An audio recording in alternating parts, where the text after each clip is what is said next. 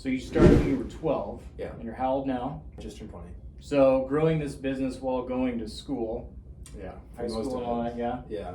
That has to come with its own set of challenges, right? Like It does. growing a business while you're trying to grow up yourself. Yeah. Still growing up. Yeah. What was that like?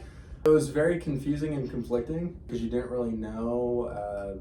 You didn't know a lot of the things you were doing, so you had to kind of learn as you were going through it. You also were kind of the misunderstood person because it's like you're trying to explain to an adult, but they don't see it because you're not an adult, so it's like weird to them. But then at the same time, you're not equal to your peers because you are farther in other aspects. So it's just always you're kind of in this gray area constantly. Yeah. And there still are in some cases. So kind of learning and navigating that, understanding that while you're growing the business, it's okay not to know that, and then asking the right questions and learning very fast who to ask and why to ask it, and then being able to take that question back to your team and implementing it. And when you're doing that at the age of 14, that's very difficult. Yeah. And then simultaneously, you have to wake up the next morning, go to school, and act like everything's normal. Right. So it was very weird, very hard to navigate. But I bet probably when I was 17, I kind of had it down. We were able to work with my principal at the high school.